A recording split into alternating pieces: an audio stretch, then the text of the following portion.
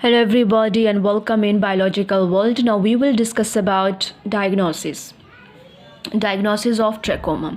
Basically diagnosis क्या होता है? डायग्नोसिस एग्जामिन होता है कि हम आई को एग्जामिन कैसे करते हैं, एग्जामिनिंग ऑफ आई, या फिर डायग्नोसिस हम सिंपल एग्जामिन को भी कहते हैं। कोई भी सिम्टम्स हैं, कोई भी बीमारी है, उसके क्या सिम्टम्स हैं, हम ये सब चीज़ें एग्जामिन कर रहे होते हैं, राइट।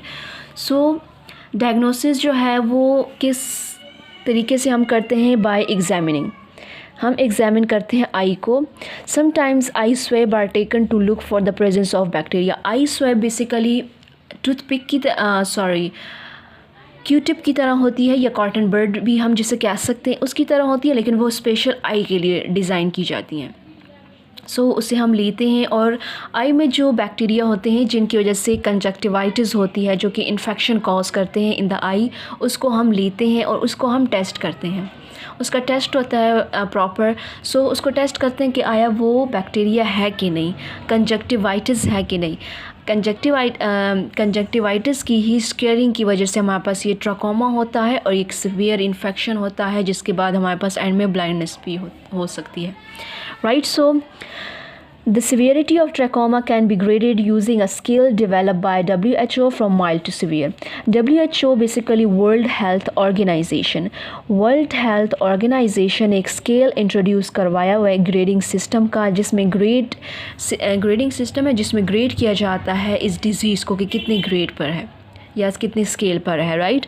जैसे कि कैंसर के केस में स्टेजेस होती हैं, इसके केस में ग्रेड होते हैं, राइट। Now treatment. सो क्या ट्रीटमेंट है, कैसे हम इस इन्फेक्शन को प्रिवेंट कर सकते हैं, कैसे ब्लाइंडनेस से बचा जा सकता है, आई को मज़ीद इन्फेक्शन से कैसे बचा सकते हैं, ये सब ट्रीटमेंट में हम पढ़ेंगे। So it develop upon the severity of infection. Treatment को हम ये ट्रीटमेंट बेसिकली हम देते हैं सीवियरिटी को देखकर कि कितना सीवियर इन्फेक्शन है, क्योंकि जितना इन्फेक्शन ज़्यादा सीवियर होता है उस हिसाब से हमें ज़्यादा चीज़ें या ऐसी स्ट्रॉन्ग मेडिसिन्स का यूज़ करना पड़ता है, राइट। सो और जितना कम इन्फेक्शन होता है उतना वो इजीली क्योर भी हो सकता है, जितना लॉन्ग होगा वो टाइम टेकन भी होता है उसको ट्रीट करना और इन्फेक्शन को प्रिवेंट करना। So there are effective antibiotics that can eliminate the bacteria and prevent the progression of disease.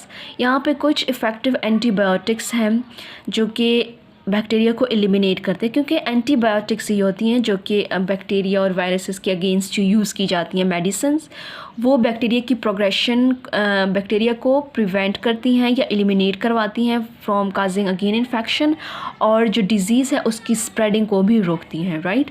सो इसमें जो फर्स्ट वन है ट्रीटमेंट में वो सर्जरी है।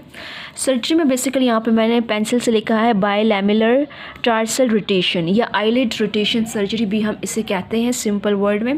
सो ये सर्जरी जो है ये मोस्टली यूज़ की जाती है ट्रैकोमा के केस में, right.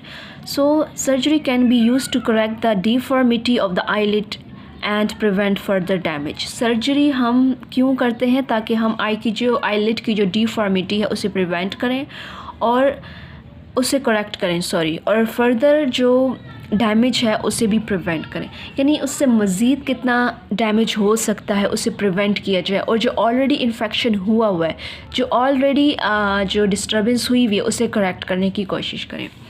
The recovery of visual impairment will depend on how severe the damage to the eye is. अच्छा, विजुअल इम्पेयरमेंट किस पे डिपेंड करती है कि कितना इन्फेक्शन हुआ।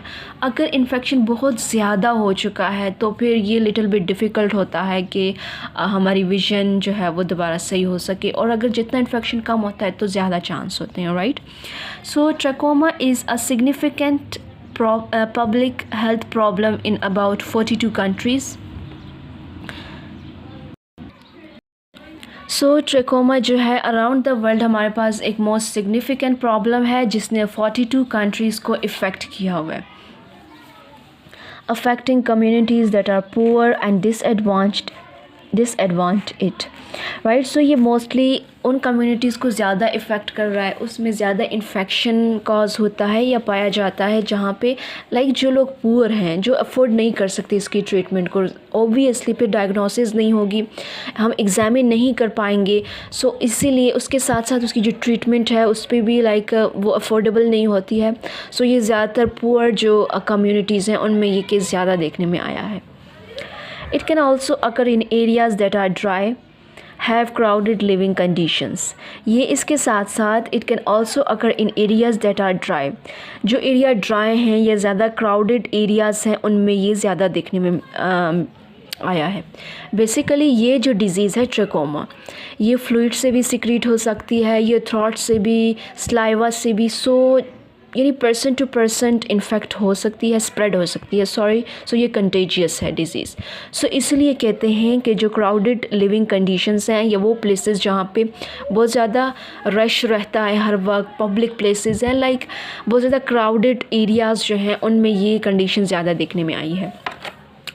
Areas of water scarcity and poor sanitation have much such conditions. वो areas जहाँ पे वाटर की स्कारसिटी है, वाटर कम है बहुत ज़्यादा, या फिर पुअर सैनिटेशन कंडीशन है, यानी साफ़ सुथरा माहौल नहीं है, या फिर जो वाटर है वो अनफिट है ड्रिंकिंग के लिए। सो ऐसे एरियाज़ जो होते हैं फिर उनमें ये कंडीशन ज़्यादा देखने में मिलती है। Over 21 million people around the world have trachoma. जो 21 मिलियन पीपल्स हैं उनमें ट्रैकोमा है, and about 19 million people have visual impairment और ब्लाइंडनेस। यानी 21 मिलियन पीपल जो हैं उनमें ये केस पाया गया है, और जो 19 मिलियन पीपल है वो अफेक्टेड हैं बाकायदगी से, और उनमें ब्लाइंडनेस भी अकर है। विजुअल इम्पेयरमेंट या ब्लाइंडनेस एक ही बात है। सो उनमें ब्लाइंडनेस भी अकर हो चुकी है, right. So in the next video we will discuss prevention. Up to that, thanks for watching.